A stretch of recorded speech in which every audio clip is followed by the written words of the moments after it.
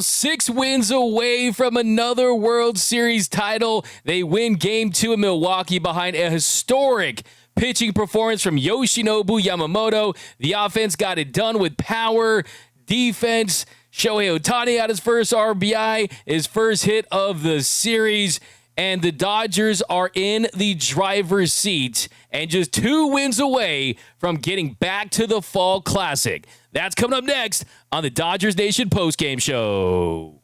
Live. Oh, Mookie Betts with his 15th home run. This Dodgers team is built to win back-to-back World Series. One-of-a-kind player!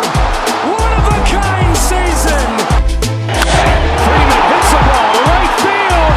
She is gone! There's nothing that brings us together quite like Dodger baseball. What is up, Dodgers Nation, and welcome to another episode of the Dodgers Nation post-game show. My name is Doug McKain. I cover the Dodgers for Dodgers Nation. You can follow me on X and Instagram at DMAC_LA. Thanks for rocking with us after the Dodgers get the win in Game 2. Yoshinobu Yamamoto had one of the best pitching performances we've ever seen. After last night, we had one of the best pitching performances that we have ever seen. This man found a way to rise to the occasion when Blake Snell set the bar so high for the Dodgers starting rotation, not only in this series, but for this postseason. Facing the minimum yesterday, going 8 innings. He was fantastic. And today, it was Yoshinobu Yamamoto's turn, and he did not disappoint. Yamamoto was outstanding.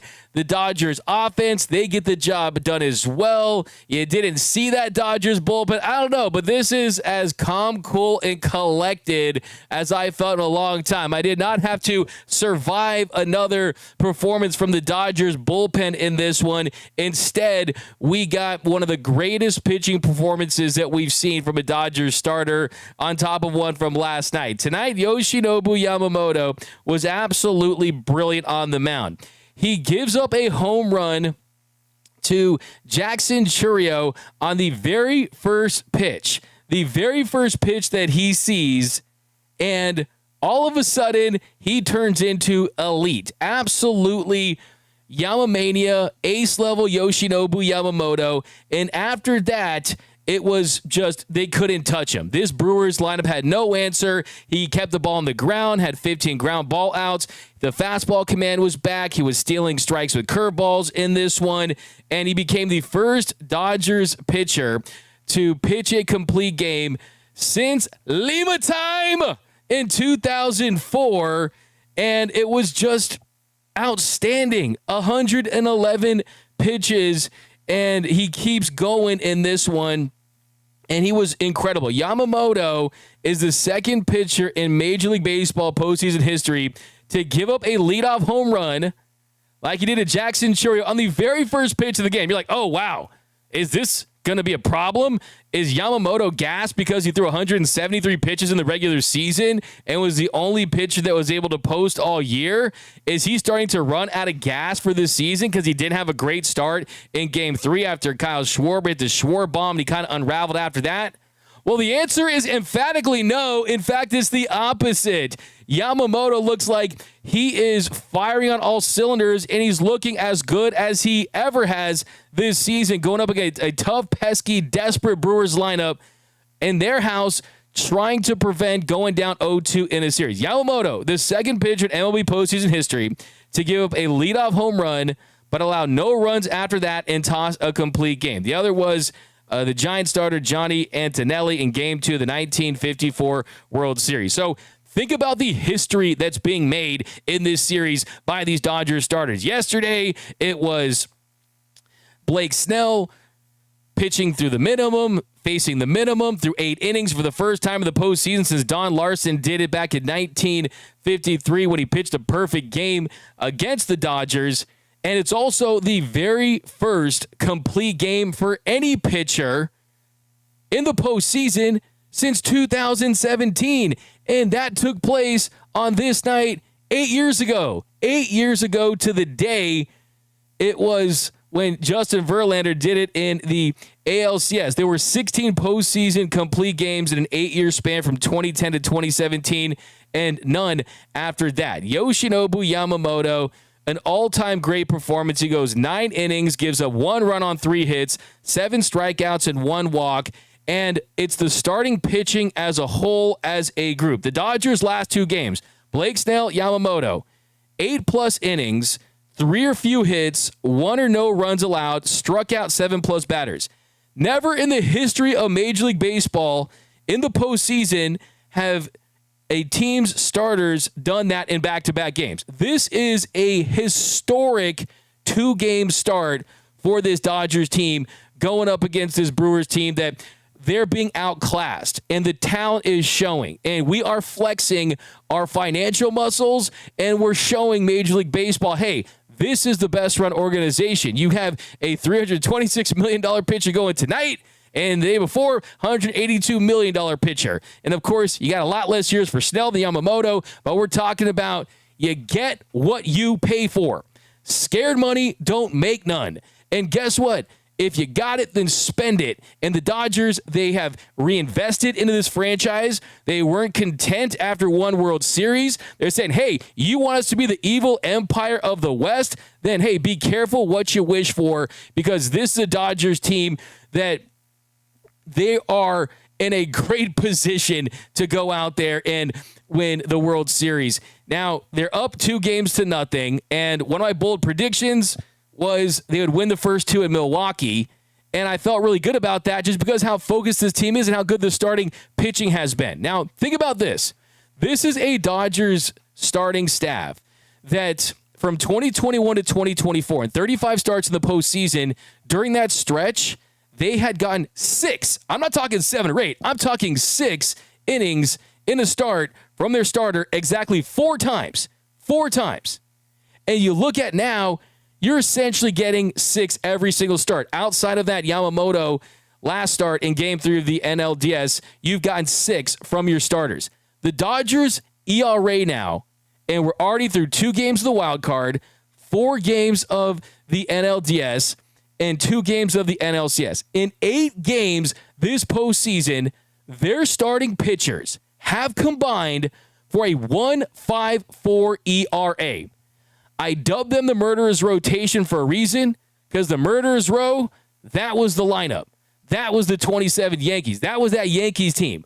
But this is the Murderers Rotation, the most dominant rotation that we've ever seen in the postseason, behind Blake Snell, Yoshinobu Yamamoto, Tyler Glasnow, and Shohei Ohtani. So celebrate, Dodgers Nation, because we had one tonight that we weren't stressing and sweating bullets, and we still have our fingernails, and we aren't clenching those butt cheeks after this one. It was a comfortable win in this one. Bang, bang, D-Mac, settle down, broski. That's what I do. I've been labeled a human hype machine. If you want the boring stuff, don't come to me. That's not what this is about, all right? We got, I'm hype, man. I live for this stuff, okay? D-Mac, what is up? D-Mac, best show in the game. Appreciate you. Lisa Guerrero, Brewers should just do what they do best, make beer. I have my glass now. Boom. Hi, D-Mac, Joanna. Badass complete game. Yama watching from Panama. What is up? By the way, we're giving away a Dodgers Nation Yoshinobu Yamamoto t-shirt later for the comment of the show. Dan Moreno, D-Mac, we need the Yamamoto song. We'll get to that. Yamamoto was stellar. Complete game in this day and age should be celebrated. Absolutely. Sneaky Panda, $5 super chat. Last night I had a blank dream about Yamamoto, and I just had another one now, except it wasn't a dream. Man, you are the king.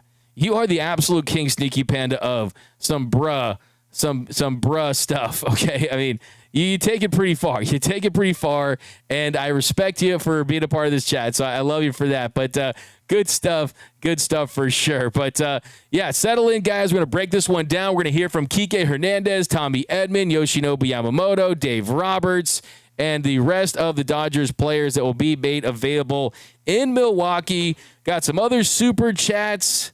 Let's check out the other super chats that we got here. And keep piling in if you want to get to the head of the line of the comments, super chat. But also, I'm going to get to a ton of comments later, early for sure. But here we go. We got, if our bullpen doesn't pitch, they can't give up runs. Yeah, I mean, that's what I was saying earlier, right? We got $49.99. Appreciate that, Lola. Yoshi is my goddamn stud. Yes, fire take right there. The Dashun dude, $4.99. Opposing fan bases are complaining about our payroll again. It must be October. Yeah, hey, I wasn't hearing that in August and September. The whispers about the Dodgers ruining baseball had gotten pretty quiet. Now all of a sudden they're winning again and the haters are coming out. Guess what? You can do the same thing. Spend as much money as you want. The Dodgers have built their own success through their fan base, through the city, through your love for the Dodgers, your commitment for this team, through an organization that is not trying to just maximize profit. They're trying to maximize wins. And Andrew Friedman said that you're trying to make it the golden age of Dodger baseball, and that's certainly what it is. Drew, $4.99. No one cared when we was kids in the 90s and early 2000s when we sucked. Now they crying for a salary cap. Dodgers fans, we deserve this era. Absolutely, we deserve this era because you never punted. You were always trying to win. I remember talking to Gary Sheffield at the All-Star break, and he told me, hey, all of these players in Major League Baseball, they love what the Dodgers are doing because they're raising the bar for their franchises to pay players more money, and players want to win. And I can tell you that players love what the Dodgers are doing. Now, it's the owners, the billionaire owners are the problem. It's not the Dodgers. The Dodgers are absolutely great for baseball. Absolutely great for baseball. And make no mistake about it. Some more super chats here. Victor Banos, $20. Thank you so much. Like the old D-Wags, Yamamoto, but job not finished, number 24. Sneaky Pond, appreciates you. Optimal, $4.99. Every Shohei Ohtani bases load at bat this season is almost always a guaranteed out. Unfortunately, I thought Shohei took some good at bats in this one, and we'll get to him in a little bit. He got an RBI single in the 7th inning. So did Tommy Edman in the 8th inning. You gave Yamamoto some nice cushion there. Didn't really need it, but still, he gave him some cushion. And think about this for the Dodgers. You went to Milwaukee, and you took game 1.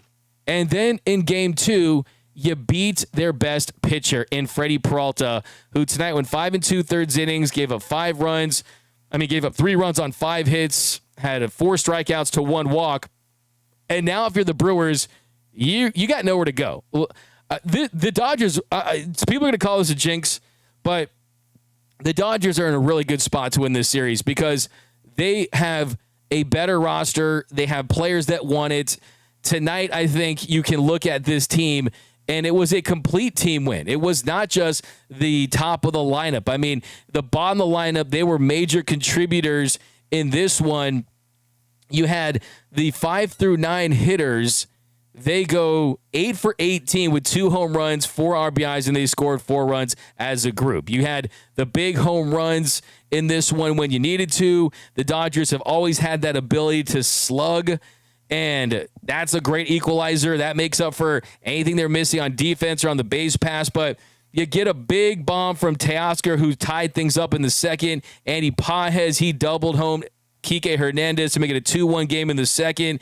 And then Max Muncy, he crushed a home run on a 3-2 count, 7th pitch, great at bat that served as the knockout blow to Freddie Peralta. And it was a great bomb. And I think it's funny, too, because that was the same place where Max Muncy almost homered the night before to dead center. And last night, the home run that we talked about, the 8-6-2 double play, the first time we had ever seen that in the postseason. And tonight, Max Muncy, he's continued to hit the ball hard, take good at bats, see the ball well, drew a walk in this one as well. And he crushes a dinger.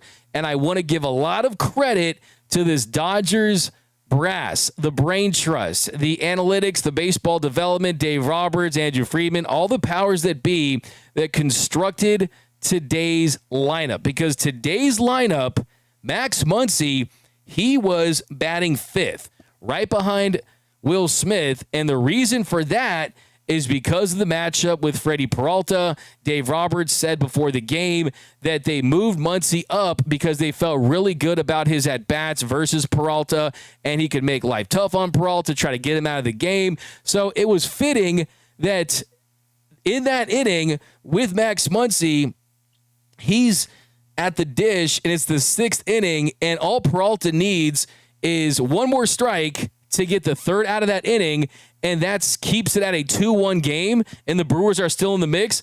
But because Max Muncy was batting up in the order where he was, he gets to face Peralta. He crushes a solo shot. That makes it a 3-1 game, and that was it for Freddie Peralta. So credit to Max Muncy first and foremost, all about the players, but also give credit to that lineup construction. But what a night to be a Dodgers fan. It's a great day to be alive and be a Dodgers fan because you get nights like this. You get to witness Yoshinobu Yamamoto. And I feel like this is the stuff we're going to be telling our grandkids about. Just like we hear stories of Sandy Koufax and Don Drysdale and Fernando Valenzuela and Oral Hershiser, what they did in the 60s and 70s and 80s, and what this foundation is for this team. It's built on elite starting pitching. The Dodgers have the lowest ERA for any franchise in all of Major League Baseball since they moved to Los Angeles in 1958, and that tradition has continued. I'm sure we're going to be talking about that night with Blake Snell when you couldn't touch him and he had the binder, and Blake Snell was going innings without throwing a fastball because of how he was manipulating his changeup, going 86 to 81 to 84, slider, curveball, fastball. I mean, he was elite. And then tonight, a absolute masterful performance by Yamamoto. Just incredible stuff. And you love the contributions on offense as well. We'll talk a lot about that. And of course, once again, Kike Hernandez is having another fantastic postseason. No one outside of Carlos Beltran has a bigger jump in numbers from regular season to the postseason like Kike Hernandez does. And once again, he had his fingerprints on this game. Kike goes 2 for 3. He draws a walk. He did a fantastic job in this one, giving them hits when they needed to. He singled to center to set up the Andy Pages double to make it a 2-1 game in the second inning. And he just always finds a way to contribute. He reached on an infield single later in this one. Kike always crushes his opportunities. Seventh inning, he doubled to center off of Uribe. Couple batters later, Shohei Ohtani, he singles to right. Kike comes in to score to make it a 4-1 game. Mr. Keektober is doing it once again, and here is him inside that Dodgers clubhouse. Let's go to Milwaukee, where Kike Hernandez is talking to reporters. It's just seeing a pitcher go out there, throw a complete game in the postseason. It's so much more intense, higher stakes. What was it like seeing Yoshinobu Yamamoto on the mound tonight? I wish I could say I'm surprised, but I'm not. I mean, we've all seen it all year long. You know, when he's on, he's in total control. He fills up the strike zone. He's got a lot of different pitches that he can throw for strikes. A lot of pitches that he can throw ball to strike or strike to ball. Keep him off balance. And I think the most impressive part about tonight was keeping his composure after the first pitch homer. First pitch of the game homer, and you know, he kept his composure. He didn't let that affect him, and kept us in the game. I mean, it was huge for us to be able to, you know, tie the game and take the lead the very next inning.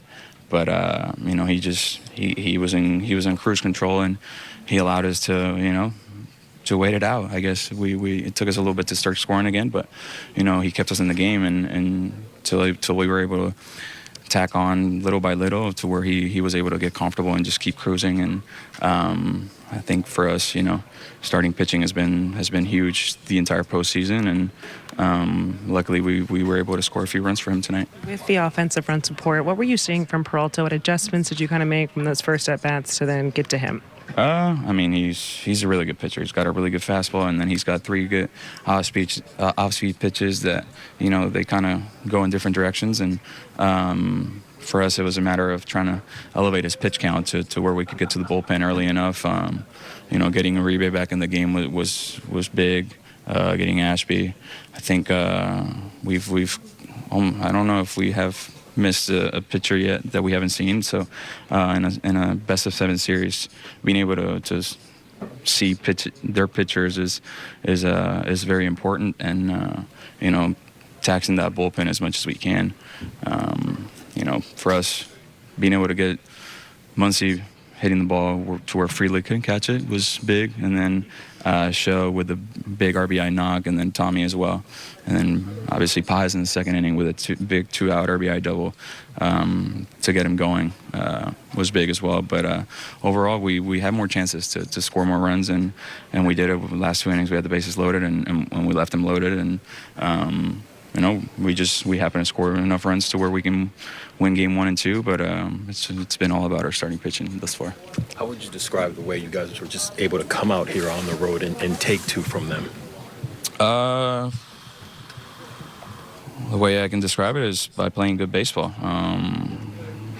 Last night we weren't able to really score many runs, but Blake was Blake. And tonight they got on the board early, but Yoshinobu just kept doing his thing and allowed us to, come back, tie the game, take the lead, and then just kept them there, which allowed us to, find a way to get Peralta out of the game and big homer by Muncy and, just get into that bullpen and grind out that bullpen because it's a really good bullpen, and we found ways to manufacture runs without, hitting homers. Sometimes in the past we've gotten homer happy, and we haven't gone the big knocks with runners in scoring position, and tonight we were able to get two of those hits with runners in scoring position to add on to the lead, which was huge. And there's just not enough I can say about our starting pitching thus far. That's Kike Hernandez, one of the team leaders, one of the clutch performers. It rubs off on his teammates. Welcome to the Dodgers Nation post-game show. I've got Antonio, my producer, Tony Taters, looking for all your comments, so we will be getting to you as well. So keep filing away on the comments. Remember, this is the only Dodgers post-game show where you got your comments on the screen because I want you guys to have a voice, even if we disagree.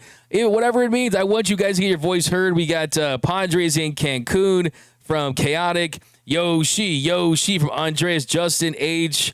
Anyone know if Machado is up to these days? Yeah, when's the Padres game? When does that start? Just a reminder, go to gearup.la for all the best Dodgers t-shirts in the game. You got a Yoshinobu Yamamoto t-shirt, the Yama! When he screams like the baby lion on the mound, and he does the twirl. This is an incredible t-shirt. Get these while supplies last. Also, for my Kike Hernandez fans, this is the one that I designed with the Mr. Keektober, a nickname that I dubbed him. You've got the Kike goggles down below the Dodgers strays, the Dodgers beams, the Mr. Keektober t-shirt. These are selling fast. Get these while supplies last, this one and the Yamamoto t-shirt. So we're going to give out a Yamamoto t-shirt later to the comment of the show, so be on the lookout for that. But this one's pretty awesome. Super clean. Got the Dodgers looking font. Mr. Keektober for Kike Hernandez. And I want to react to some of the things that Kike said right there. He mentioned that they saw a lot of the Brewers pitchers. And that is why, even when you have dominant starting pitching like the Dodgers had tonight, where Yamamoto gave up just 3 hits, gave up just 1 run, get this. The Milwaukee Brewers did not have a runner in scoring position at all tonight. Hey, not once. Not once. But the Dodgers, they still stayed aggressive. They still try to manufacture runs, and they end up finishing with double-digit hits, 11 hits, 5 runs. And as Kike pointed out, it wasn't just on the long ball. Yes, you got the solo shots from Teoscar Hernandez and Max Muncy, Teo there in the second inning. But in that same second inning, after that, they were able to manufacture a run on the Kike single and the Pages double. Later in the game, you were able to manufacture a run in the 7th inning with the Ohtani single off Ashby. So you're able to score in different ways, not just relying on the home run. And I think that gets guys going. I like the fact that you saw the bottom of the order get going tonight. You saw Teoscar Hernandez atone for his mistakes. By the way, let's all wrap our arms around Teo, because one thing I love when someone makes a mistake is they own up to it. And today before the game, Teoscar was asked about the 8-6-2 double play where he didn't just tag up and go home right when the ball hit Sal Frelick's glove in center field and score. He said, period, point blank, full stop, I effed up. And he even cussed in front of all the reporters like that. So I have a lot of respect for guys that just own up to mistakes and don't try to deflect and make excuses. He didn't make an excuse. I respect Teo for doing that. And what I always say about Teoscar Hernandez, the good far outweighs the bad.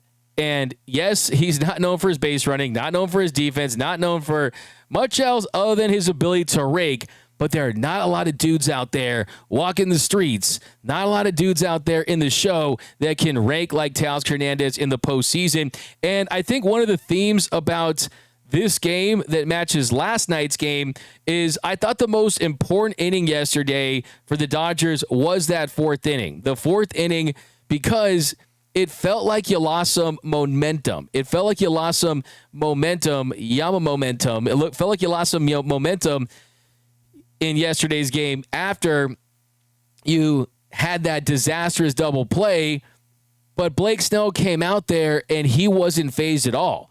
Blake Snell came out there in the fourth inning against the top of that Brewers lineup, and he was at his best after what was a disappointing inning that I think a lot of teams would be crushed by and demoralized by, but instead you had Blake Snell go out there, strike out Chourio, strike out Yelich. You got Contreras to ground out. Goes 1-2-3 in that inning. And I think the same thing happened tonight in this one. Chourio homers off of Yamamoto on the very first pitch of the game. You're fearing it's going to be a long night. And the Dodgers, they bounce back right away in this one in the very next inning, very next at-bat. And it was Teoscar Hernandez getting Yamamoto's back.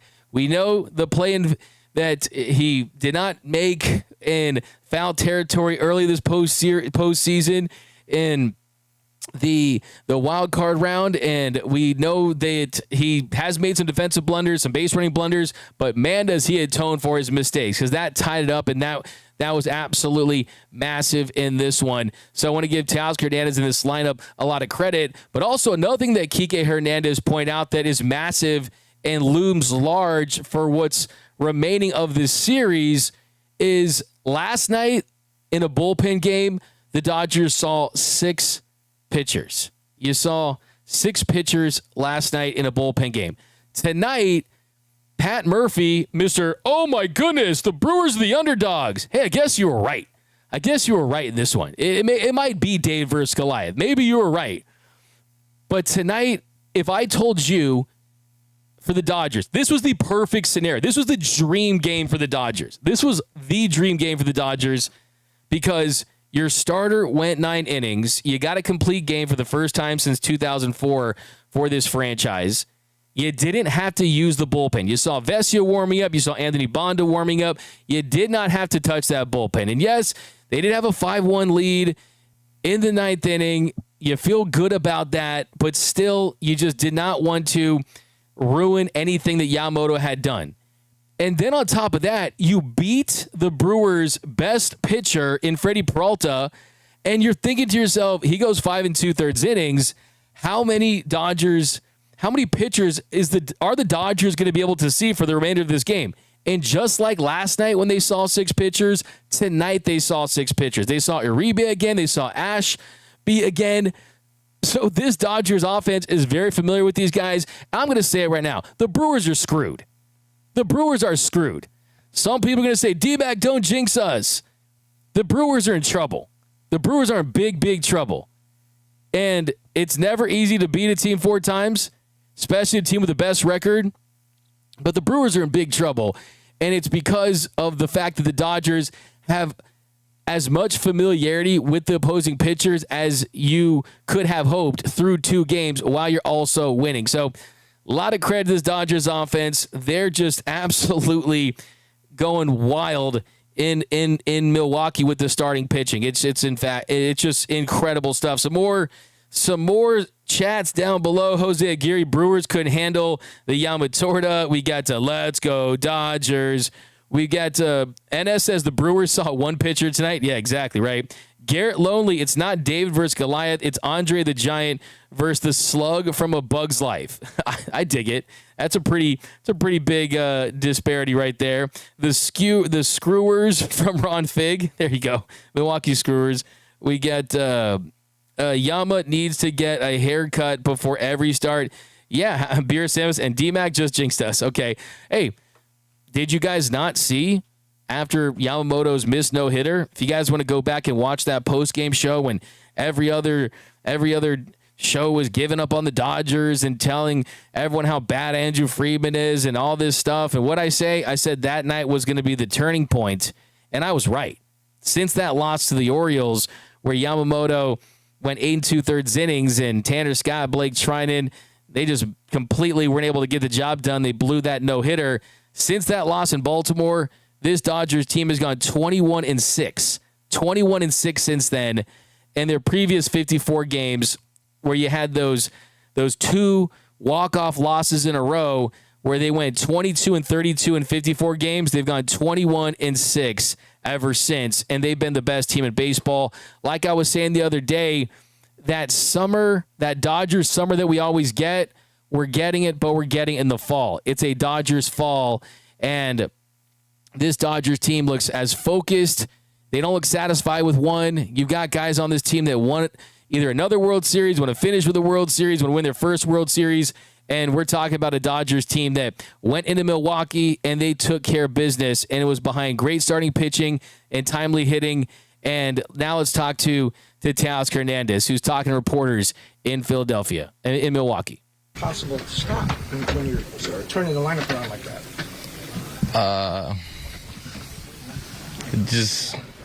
We just have a pretty good lineup. We have depth. The bottom of the lineup just trying to do their job, get on base for the top, and today we did a pretty good job. How big was it for you to respond after that Churio leadoff homer to tie the game with your homer in the top of the second, kind of stop the momentum? It was good, any good at bat from there on. It just good. Putting pressure back and get on base, trying to do our job and answer and try to score more runs. What is it like to see what Snell did yesterday and then Yamamoto doing through today? It's great to be in this side. Doesn't have to face those guys anymore. It's just they've been doing that for their careers. Here, Snell and Yamamoto in Japan, and last year and this year. He's great. It's just excited to be part and see that from this side too. As you almost get bored in the outfield, there's hardly any balls being hit the outfield the last 2 days. No, that's pretty good. Hopefully the next 2 games are the same. Hopefully I don't get any fly balls, any play. So the pitching sides can still do their job and the same thing that they've been doing the last 2 days. So being undefeated on the road and 7-1 in the playoffs, what do you like about this team beyond its talent? One thing that we have is we don't think about the win the day before. We just concentrate on what we got to do to win today and take one game at a time and not thinking about what happened in the past. This team beat you 6 straight in the regular season, but come October, you guys are a different animal. Why do you think that is? It's just different. For us, it's just a new start. What happened in the regular season is in the past. It's not valid to think about it. We just try to play our game and just trying to win, not thinking about what happened with them in the past. Do you think in your head a little bit like we got 2 more wins to go, the magic number to get to the World Series again? Yeah, but we also gonna take it one at a time, not going too far. Just get some rest tomorrow, go to practice, and think about the game when we have to go to the field. There was Teoscar Hernandez, big home run at the top of the second inning to tie things up and have his pitchers back. You had a much better performance from the offense with Yoshinobu Yamamoto out there during the regular season. His runs scored per 9 was the worst in Major League Baseball. This dude just did not get run support when he was out there. Tonight, to have 5, that probably felt like 50 the way that he was dealing in this one. And you just can't overstate the impact of Yoshinobu Yamamoto. And some of the early thoughts just that are coming to mind right now about his pitching performance is if you are Blake Snell and you're Snell still out there, and Blake Snell, he finished yesterday with 103 pitches. He could have gone out there for the 9th inning. He didn't have a long conversation with Dave Roberts about wanting to stay out there for the ninth inning, and we know what happened next. You had Roki Sasaki come in, and he did get 2 outs, but the stuff wasn't crisp. He didn't have his fastball command, and then thankfully Blake Trinan comes in the game, and Bryson Terang went full-blown Neo from the Matrix and did not dodge that thing like he could have, and he dodged it, and he doesn't get hit by the pitch, and you love to see it because he dodged that pitch just to swing at a ball that was 2 feet up out of the zone to end the game. Could that have been the reason why? Because tonight, Yamamoto, I think there's a couple of reasons why they let him finish the game. I think yesterday was certainly a factor. Dave Roberts did say before the game that Roki could possibly be available. He didn't completely rule him out. But I think tonight you let Yamamoto go for a couple of different reasons. And that's because Yoshi, throughout this season, he had thrown over 100 pitches a good amount of times. I mean, we have seen many times this year where he's thrown over 100 pitches. 7, 8, 9, 10, 11. I mean, 11 times this year, Yoshi's tossed over 100 pitches. It's common in the NPB to have higher pitch counts. I mean, we're talking about a Yamamoto who's done this before. If you guys know his outing in Game 6 of the Japan series a couple years ago, where he had a Japan series record 14 strikeouts. He threw 138 pitches for the Oryx Buffaloes. This light work for my man. I mean, to throw the amount of pitches that he did tonight, I don't think that he was fazed by it. But I think that was the reason why. It was you didn't have as much trust in the bullpen. You had what Roki Sasaki had yesterday, and you just have a nicer lead, a little more comfortable lead. And tonight he joins some of the great pitching performances ever. I mean, Don Drysdale, Sandy Koufax, Oral Hershiser, Dodgers pitchers to toss a complete game plus strike out at least 7 plus allow no more than 3 hits. Don Drysdale, 1963 World Series Game 3. Sandy Koufax, 1965 World Series Game 7. Oral Hershiser, 1988 World Series Game 2. And Yoshinobu Yamamoto, 2025 NLCS Game 2.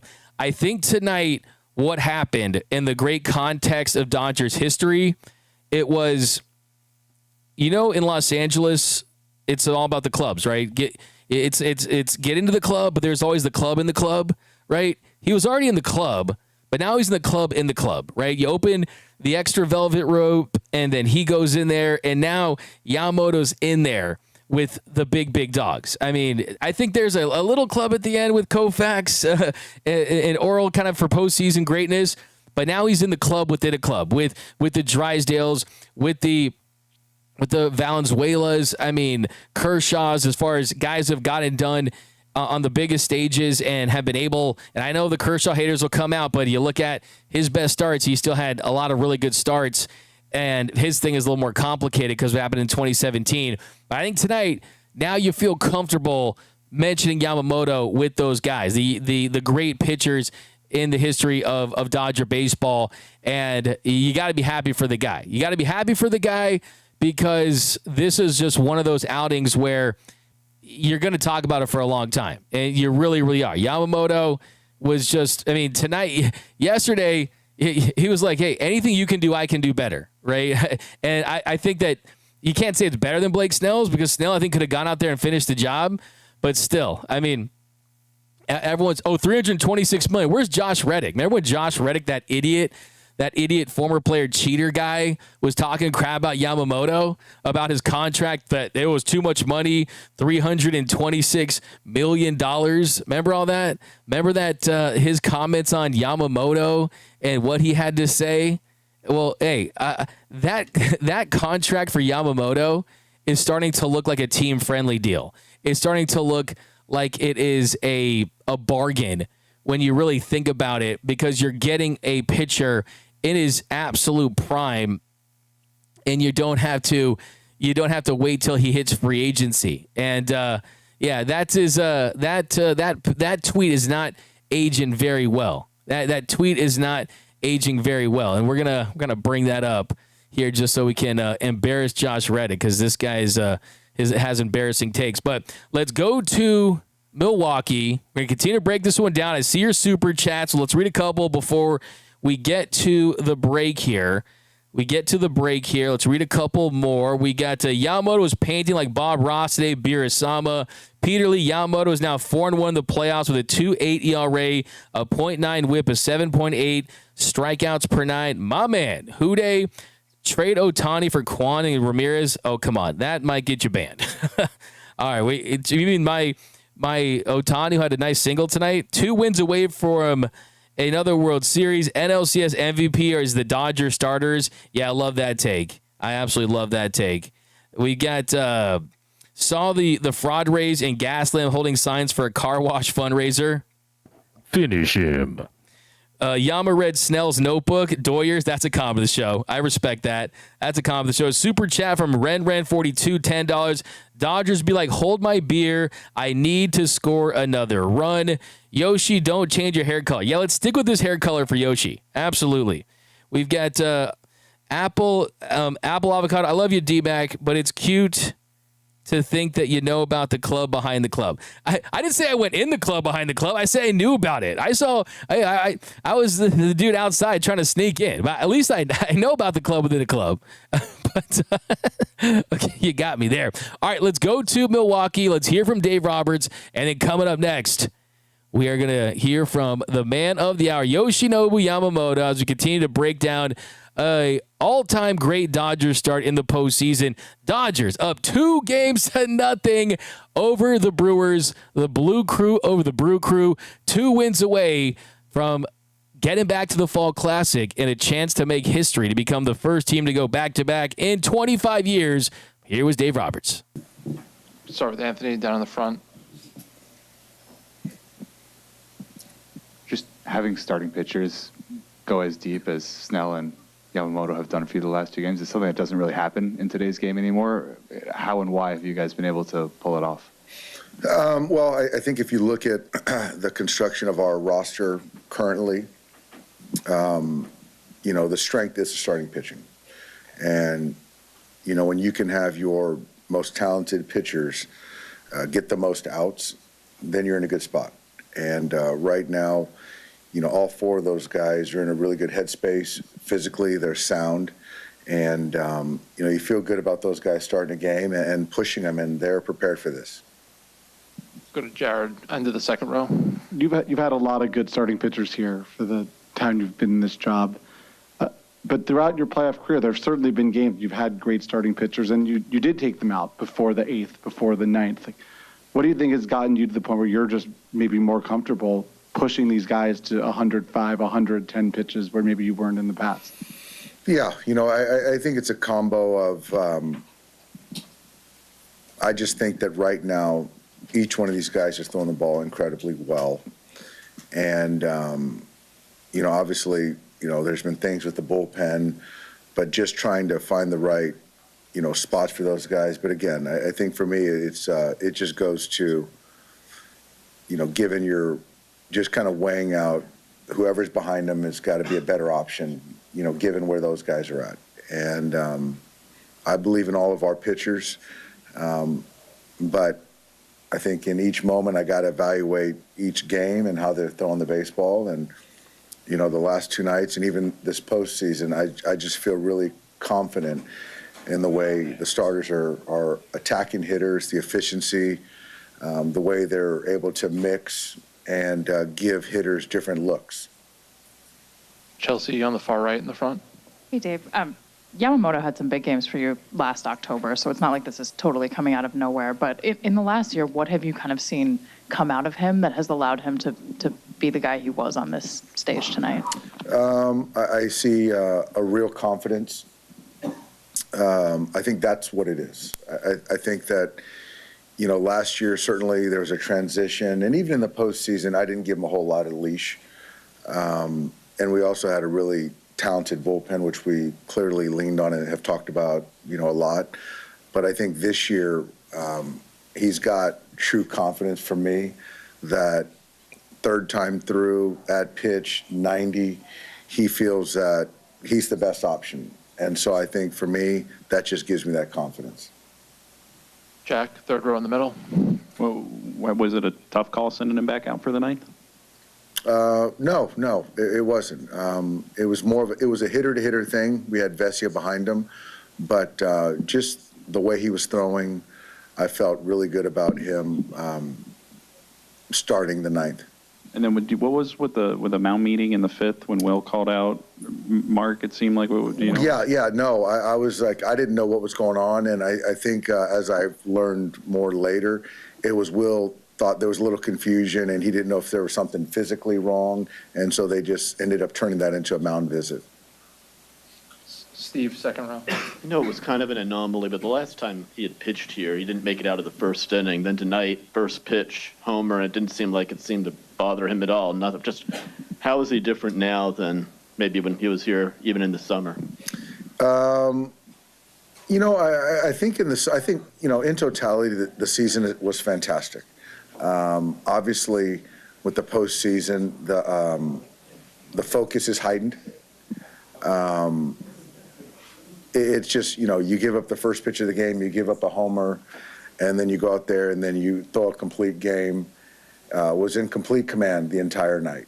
And so I can't really speak to that outing, but, in the regular season, there's going to be good ones, there's going to be bad ones. But right now, like I've said, our entire team is playing the best baseball we've played all year. The focus, the concentration level is at the highest, and, we're peaking at the right time. Dave will finish up on the left side, second row.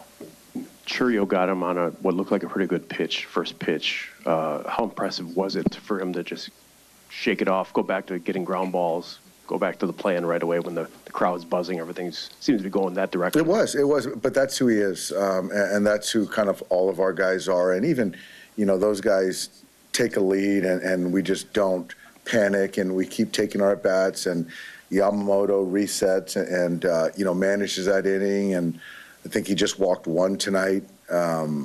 So it just kind of speaks to, obviously talent. There's a lot of talent in the room. It speaks to character in the sense of, whatever happens, it doesn't faze us. And our guys are hungry. We got a lot of work to do. We put ourselves in a good position, but those guys, they're not going to quit. They're going to keep playing hard, and we know that, and we got to play our best baseball. All right, thanks, Dave. We'll see you in LA. Thanks, guys. There's Dave Roberts speaking to reporters in Milwaukee, and a couple of things I want to touch on that Dave said. He was asked about the decision to leave him out there, and I think it was an easy decision because of the trust in the bullpen, the stuff that Yamamoto has, the fact that you can trust him to go 3 times through the order when he's commanding it like he was, when the stuff was as good as it was. And this is what happens with Yamamoto. Like, every 10, 15 starts, you'll see a clunker. We saw one against the same Brewers team back on July 7th when Vaughn hit a home run first batter of the game. Tonight, the only difference is it was Jackson Churio, and after that, he completely buckled down. The Brewers never hit with the runners in scoring position. The Brewers never took an at-bat with a runner in scoring position tonight off Yamamoto. He allowed the home run to Jackson Churio on the first pitch of the game. Then he needed 111 pitches to get 27 outs. He allowed just 2 more singles. He allowed a walk the rest of the entire start. He retired 14 batters in a row for the first postseason complete game in the 21 years for the Dodgers. He retired the last 14 hitters that he had faced. He had the error for Max Muncy, he get a couple singles, but he never looked stressed. He looked like he was in control the entire start. And I think just comparing this start to what we saw from him against his Brewers lineup back in July, the big difference to me was the slider. And tonight, the attack plan was totally different against his Brewers team. Back on July 7th, he threw his fastball 50% of the time. The slider was his primary secondary pitch. He threw that 17% of the time.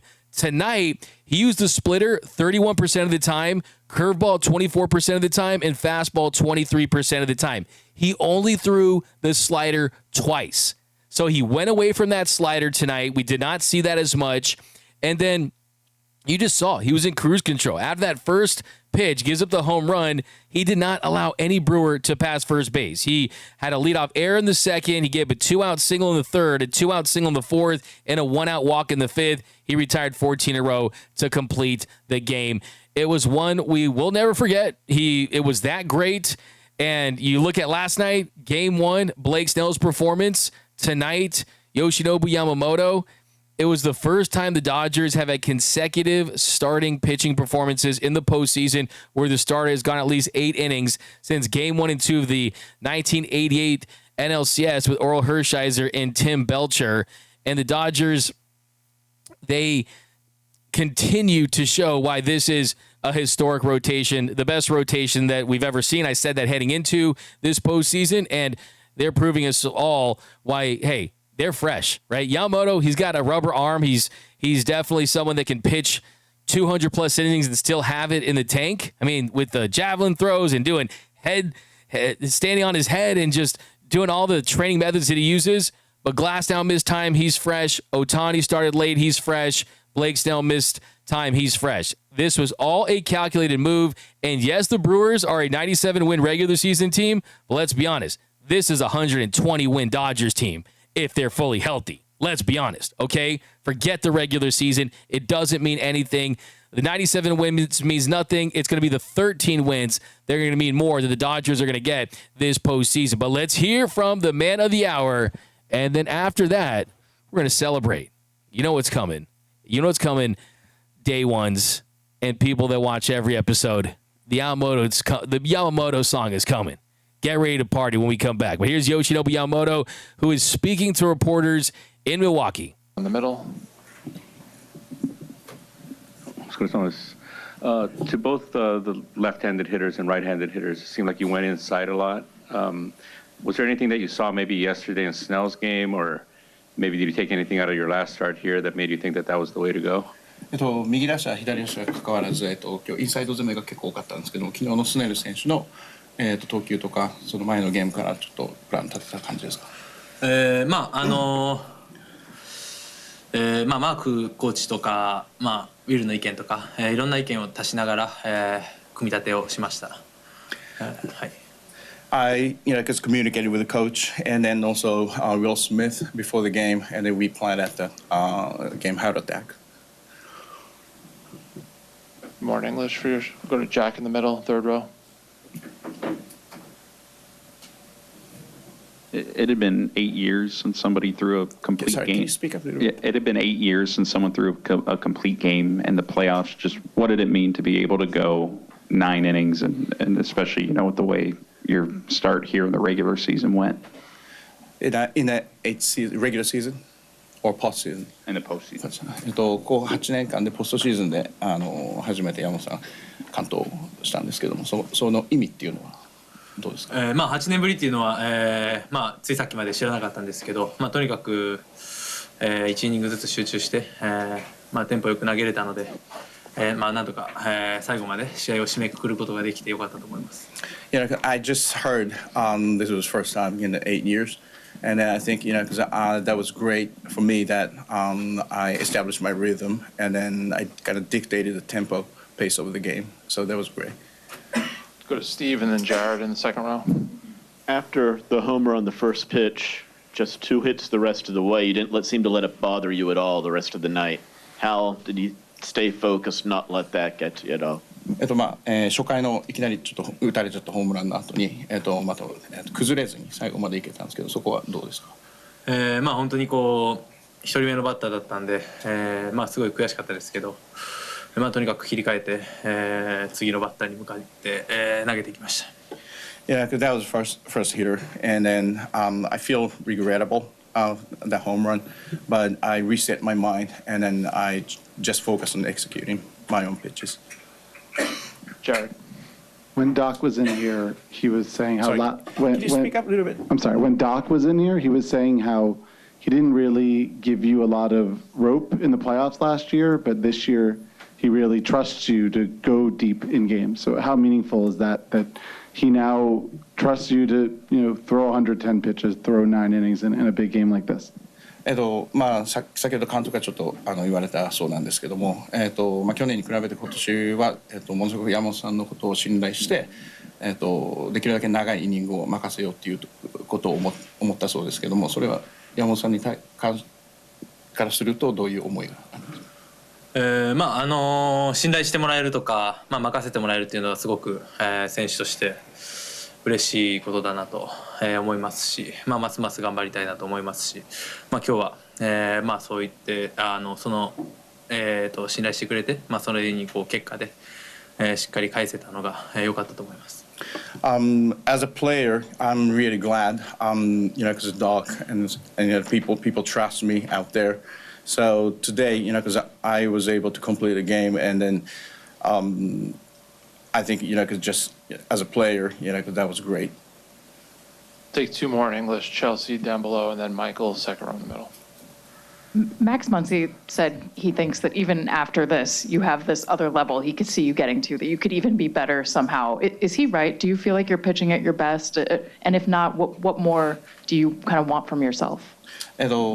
さっきマンシーが、山本さんの今日の投球見てパフォーマンス見て、山本さんはもっと次の高いレベルに行ける選手だということだったんですけども、その辺は本人はご自身でどうですか？今日の試合でもやっぱり自分の成長はすごく感じましたし、初回だったり、反省するところは、またありましたけど、今日の試合を、こういった大切な試合を勝っていくことで、自分の成長につながればいいなとも、思います。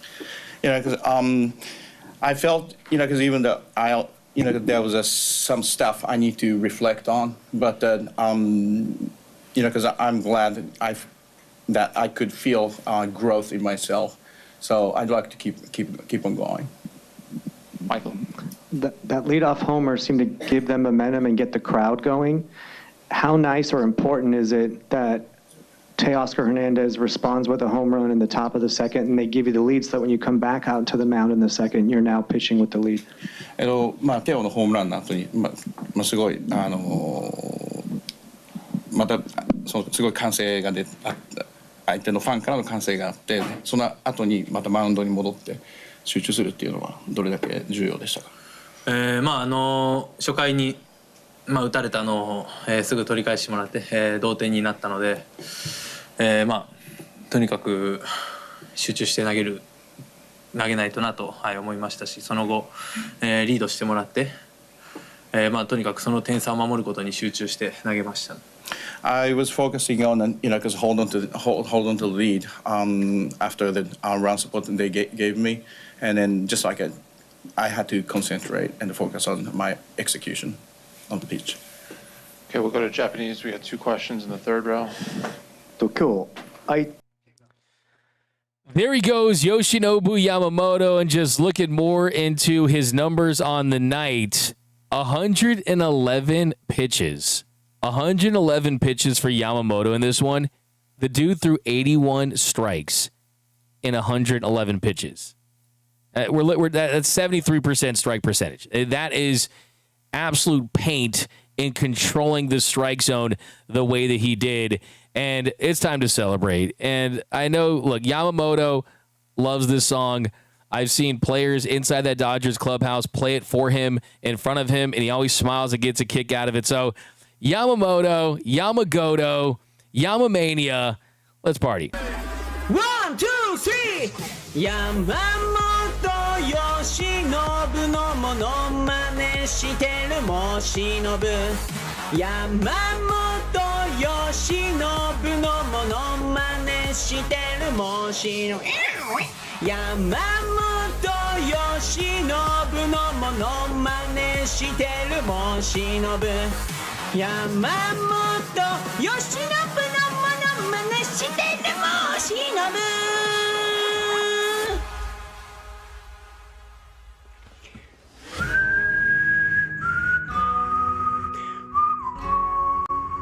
Yoshinobu Yamamoto, ladies and gentlemen. I never thought I would see a Dodgers team this good in my lifetime, and we're seeing it real time. Let's go to the comments, though, guys. Give me all of your takes. Give me all of your biggest, hottest takes from this game.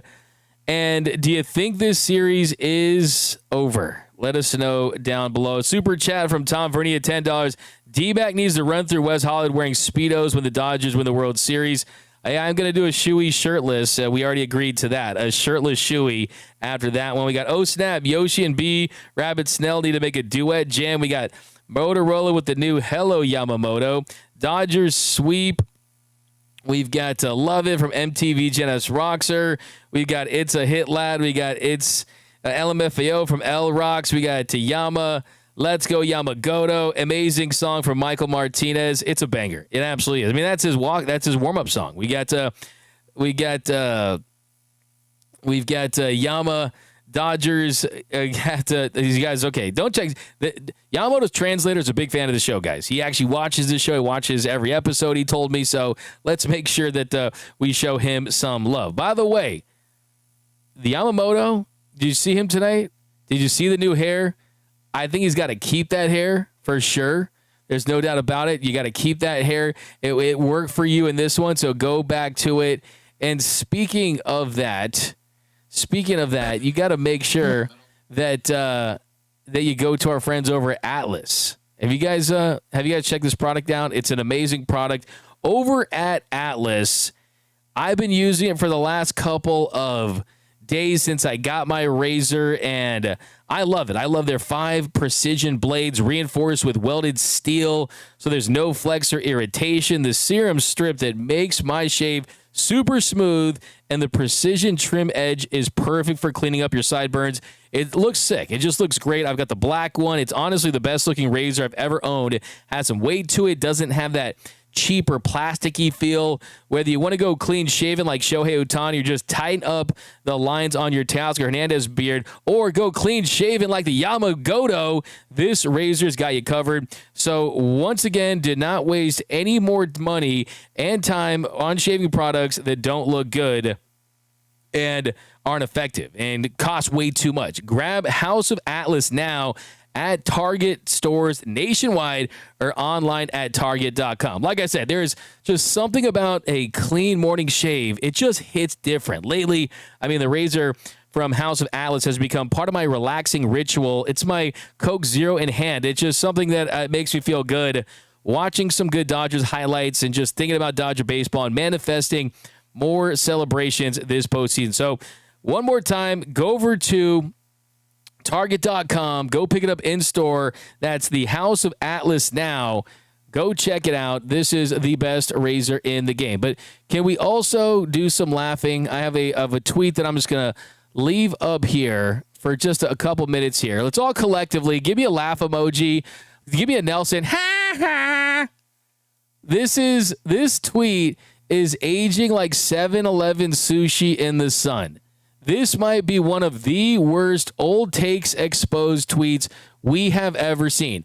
How do you give a guy $325 million without ever throwing a pitch in Major League Baseball?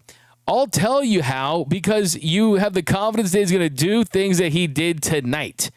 And this is just an atrocious take from a known cheater, and you got to laugh at him. Let's all laugh at Josh Reddick, guys. An awful tweet, because Yamamoto, this is looking like a team-friendly contract. This is looking like a bargain. Ha ha. $4.99. We've got, hey, D-Mac, is that laser show the same? It's actually a new show. It's a brand new show, Beer Summit. It's about the Lakers, the Dodgers, Chargers, USC, UCLA, USC, everything LA sports. You're going to see it over there. It's a little bit different vibe for sure too. So I mean, we're doing giveaways. We're gonna have some interviews there coming up too with former Dodgers players. So go check that out. We've got super chat from Dark Matter $4.99. Ohtani's take 500 swings at the batting cage. I think one of the underrated aspects of this game was, as Kike pointed out, as Teoscar pointed out, was the performance of that offense early on against Freddie Peralta. And anytime you got Yamamoto pitching like that, and you only needed basically 2 runs to probably win because he was that outstanding, in Game 2, they forced Freddie Peralta to throw 42 pitches to get through that lineup the first time. And he ultimately goes 5 2/3 innings, and Max Muncy knocks him out of the game with a home run in the 6th inning. but that put the wheels in motion for this Dodgers offense to take advantage of a Shohei Ohtani RBI single like we saw later in the game on a much better at-bat there in the 7th inning off of Ashby, which, mind you, was a left-handed pitcher. That's a positive. It was a 7-pitch at-bat. He fouled off a couple tough sinkers, one down the zone, one up in the zone, was able to get a single. And then the 8th inning, you're able to get an RBI single from Tommy Edman. So I think, look, everyone is going to point to Shohei Ohtani's offensive numbers, and yes, he has not been the MVP during the postseason so far outside of that wild card series against the Reds. Phillies was a tough matchup because not only did you have left-handed pitchers, you had left-handed pitchers that threw at a 3/4 arm angle. It's tough for him to see, tougher to pick up. But I think hopefully my hope is that Shohei is just saving his best for last. Let's not forget, too, the dude pitches, and Tyler Glasnow, Dave Roberts, he revealed before the game we'll be getting the ball in Game 3, and you're going to see Shohei Ohtani in Game 4, and hopefully you see Shohei Ohtani close it out and with a dominant start, and you don't have to use him as much this series, which is a good thing because he'll have a lot left in the tank. By the way, where are all those people that said that the Dodgers are making the wrong decision by going Yamamoto in Game 2 over Ohtani? Hey, turns out these guys know what they are doing, so give them a lot of credit because Yamamoto is fantastic in this one. So as far as Shohei Ohtani, he definitely needs to get things going, but he still does things that it's tough to really gauge. I mean, think about this. Even with him performing the way he has been at the plate, even with lefties that have a matchup advantage over him historically, just because even though he hits lefties well for a left-handed pitcher, a left-handed hitter, that they still decided to intentionally walk him yesterday that led to what ultimately was the game-winning run because of the great at-bat by Mookie Betts to lay off that pitch by Uribe that was in on him. They scored a run because of that. So the intentional walk led to the Mookie walk. And then we saw in Game 4 of the NLDS, the intentional walk, for some reason, they intentionally walked Shohei as a left-handed pitcher. He did it to Mookie. That led to the tying run. So he still have an impact on the game. And tonight, look, he had an RBI single. I mean, I think his standard is just so high that he's a victim of his success. But let's read the Super Chats. I cannot wait to read these Super Chats right now because there are a ton of them. I'm going to get through all of them. And let's go with Optimal 499. Every Shohei Ohtani bases load at bat this season is almost always a guaranteed out. Unfortunately, look, the numbers are the numbers. And he had one hit in the series against the Phillies. That hit turned out to be a big RBI there. And then tonight, you had a hit in his first of the series. He's got to get going, and he knows it. But think about this. This just shows you why he is a Dodger. I think we're seeing why he's on this team, why he signed with this group. Because if he's putting up these numbers with the Angels, they're the worst team in Major League Baseball. Like, they have the worst record in baseball if he's putting up these numbers. On the Dodgers, they're getting pretty much C+, B- version of Shohei at the plate, and they have lost exactly one game this postseason. Think about that. They are 7-1 this postseason, mainly because of how great their starters have been, but they've gone 7-1 with Shohei Ohtani not being the offensive presence. So I still think that there's still a couple games left in this series. Oh, I mean, who knows? All right, if necessary, right? And I don't want to get too overconfident here, but yeah, hopefully he has that moment. Some more Super Chats here on the Dodgers Nation postgame show. We're going to give away Yamamania. We're going to give away a Yamamoto t-shirt, too. I'm looking for that comment of the show. So who's going to bang out a comment of the show? Tony Taters, do you see anything good? Even if it's not a Super Chat, definitely send it to me. Can we bring back the chicken song for intentional walks to Stephanie Hernandez? 499. I am definitely here for that. Kang24 499. Thank you. Grump Dino $2. Why they give a guy who's never pitched in MLB so much money? Yeah, exactly right. James $10. The Cancun Visitors Bureau needs to send a thank you card to the Dodgers for all of the customers. That definitely has to be up there. That's an early contender. For comment of the show. I love to see that. And yeah, I mean, Dodgers are good for baseball. They're good for TV ratings. They're good for all that stuff. Hey, good for business in Cancun, right? They've sent the Phillies to Cancun. They've sent the Padres essentially to Cancun because they won the division. And the Brewers, we'll see what their fate is, but they could be going to Cancun if they lose the next couple of games. Let's just put it that way. But that definitely, I got to give that a nice little fire take for sure. Fire take. All right, let's get some other ones. We got Foxology 499. Yamamoto pitched a complete postseason Torta D-Mac. Okay.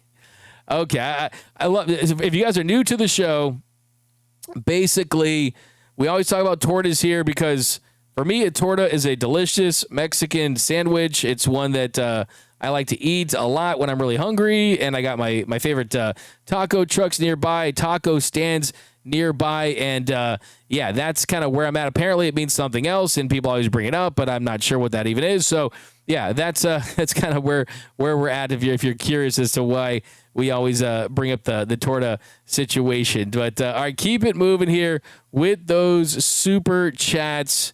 We have got a Lou God 499. I'll take this over Yamamoto against Baltimore any day. That's a great take. And I mean, I would like to have both. For me, I want both because no hitters are special. We haven't had one really as an individual pitcher since Kirsch in 2014, and Blake Trinan and Tanner Scott and the rest of the gang weren't able to get one out. He got you 26.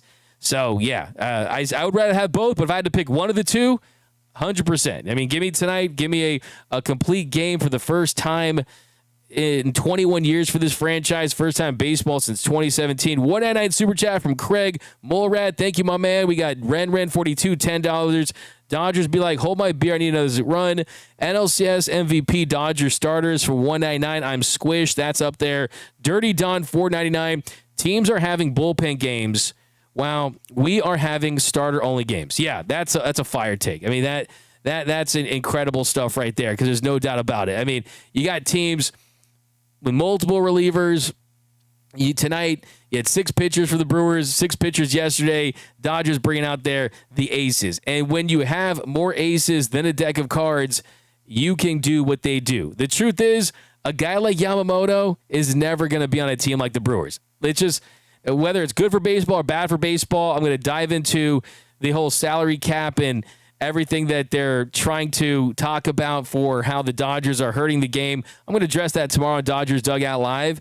But the truth is you get what you pay for. And you pay a premium for Yamamoto, you get a premium result in a postseason complete game shutout on the road, mind you, against a Brewers lineup. We got Yamamoto and Blake is our man from Luis Knight. Ren. We've got Yoshi has to get a Cy Young this year. Next year, let's go to Paul Skeens this year. Tom Verney at $10. A D-Mac needs to run through West Hall. We got that one. Dark Matter, $4.99. Ohtani needs to got that one. Shut your ass up, Josh. That's from Danny RV, $2. Jobs not finished. Kobe, 8. Kang, 24, $4.99. Yeah, big facts. I mean, that's the motto of this town for sure. Andy Chen, $4.99. Can we hang the 2025 World Series banner on that bridge entering San Diego on the I-15 so they can see it every time they leave or enter San Diego? I'm here for that. While you're at it, do a plain banner. Do whatever. Who cares about little brother, man? Ohtani completes the sweep. That's a Ren 42. I like that. It's a good take. Beer Sama 199. Reddick couldn't hit with the help of the trash can. Exactly. The trash can's like, I can't even help you, man. Trash can, steroids, doesn't matter. Josh Reddick, you are what the Astros. They should have just used him. They should have just took the bat and hit him because he's a trash can, right? I mean, they should have just used him as the trash can. We've got Dodgers in 5. Need ALCS to go 7. Sir Williams 2. I had the Dodgers in 5 in this one. Hopefully I'm wrong and they just sweep this thing. Thanks for those super chats. Let's go down below. Got a couple more comments here. Going deep into the night, a long post-game show because, exactly. DMAC, what's up, David Guzman? Because this is just special times, man. I'm going to enjoy this. It's just great to see nights like this. Love my Dodgers. We've got Love DMAC was D-smacking. Josh Reddick. Melissa Federico. I mean, it's kind of an easy target. I mean, did he delete the tweet? Did he delete that tweet? Because it kind of makes you wonder. Yeah, he did not delete the tweet. He did not delete that tweet. And it's so funny because he responds like baseball is ruined and this and that.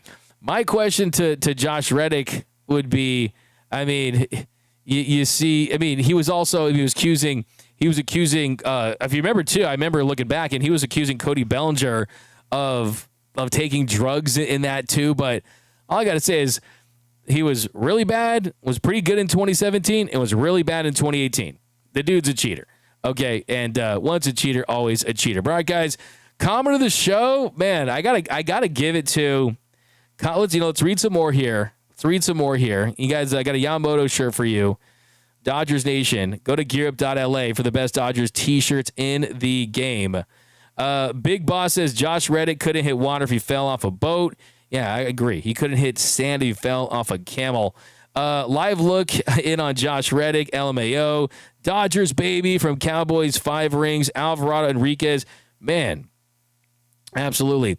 MTV, Night DMAC, Yoshi snowballed over the Brewers. We've got to Ron Frigg, all the years of disappointment and pain since 1988. I'm glad I lived through to see this run. Yeah, I think we'll end on that note. And biggest takeaway in all this is now we know the Dodgers had a plan all season long. And if you've been watching this show from I've been doing this show forever now, it feels like, but this season of this show, from the start of spring training in Japan till now, one of my bold takes early was if the Dodgers ever had the check engine light on for any of their starters, they were going to take that thing right in to get it checked out. And they were not going to push those starters because of what happened last year, where you only had 2.5 starters in the postseason to go and win a World Series.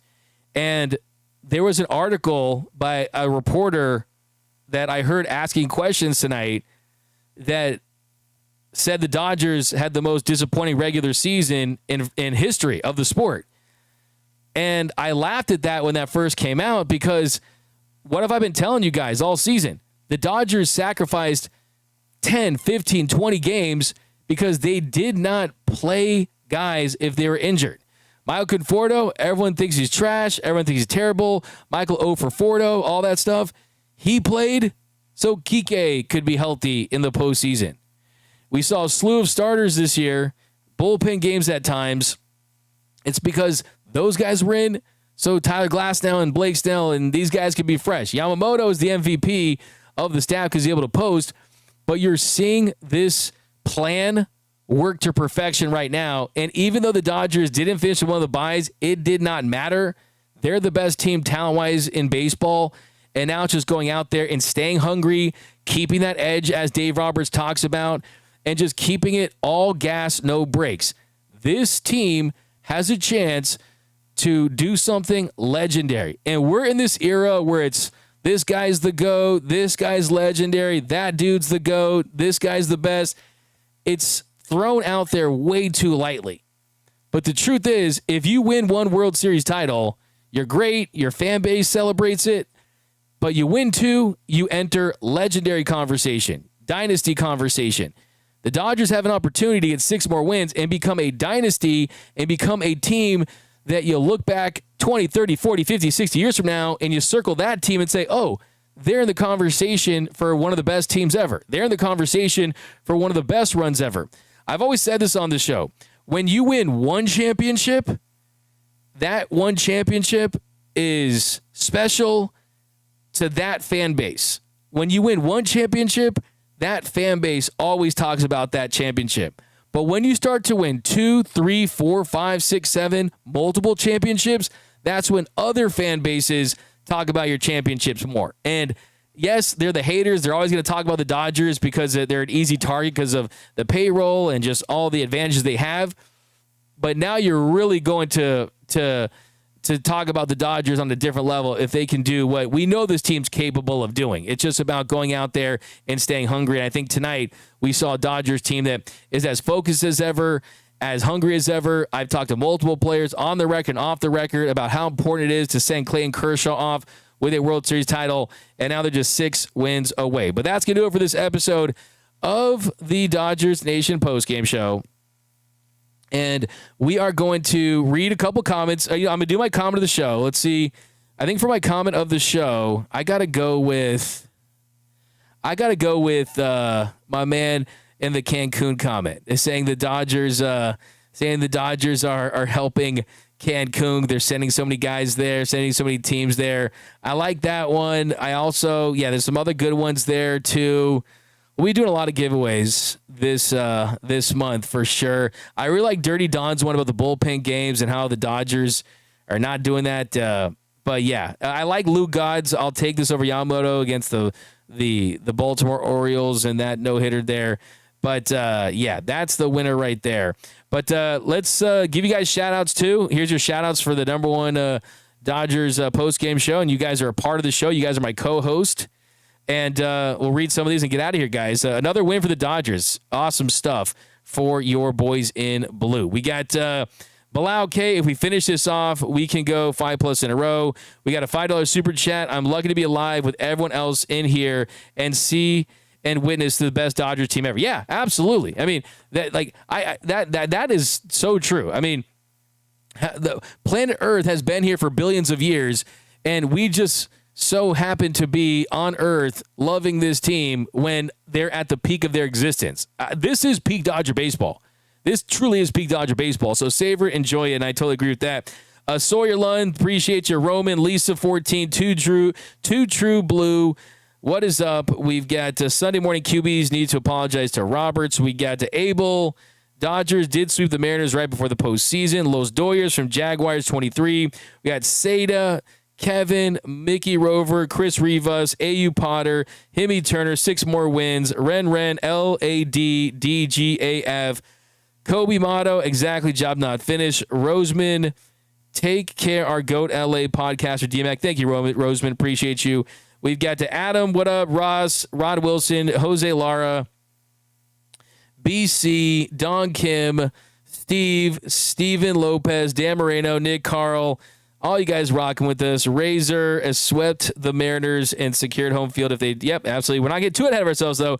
Brian Rochelle, thank you again for another great live stream. We appreciate all your crew, D-Make. Yeah, thank you, Brianna, Don Kim. Don Kim, D-Mac philosophizing. Claudia, Danny, Hustler, Ramble Ron, Del Boy, Professor Hamamoto, Sunny S. Beers, Samba. We're living through the D-Mac here. What's up, Beers? Beverly Bone, NS. Thank you all. You guys the best fans in the game. Join me tomorrow for Dodgers Dugout Live and the LA Sports Report. We're talking Lakers, Dodgers, every LA team. You're going to find it over there. Hit the subscribe button, hit the notification bell. If you want to support every show, hit that like button and drop a comment for your Los Angeles Dodgers. My name is Doug McKain. You can follow me on X and Instagram at DMAC_LA. Special thanks to super producer Antonio Tony Tortas. Try to guess his girlfriend's name. Is it Tortini? Let us know down below see if you can guess Antonio's girlfriend, her name down below. My man Tony Taters always helping us here as a great producer for this show. Join the Discord and remember that we'll leave you with the LA Sports Report commercial. If you haven't yet, if you really want to support me, go over there, subscribe to that channel. We're doing giveaways and talking Dodgers all day, every day over there as well. And remember that nothing, absolutely nothing, brings us together quite like Dodger baseball. And until next time, think blue, bleed blue, and I'm out. LA is the sports capital of the world. The Lakers have entered their Luka Doncic era. LeBron doesn't just want a farewell tour, he wants a farewell title. The Rams are going to win the Super Bowl. Go, Kings, go. The Dodgers are the best run franchise in all of professional sports. Shohei Ohtani is the GOAT.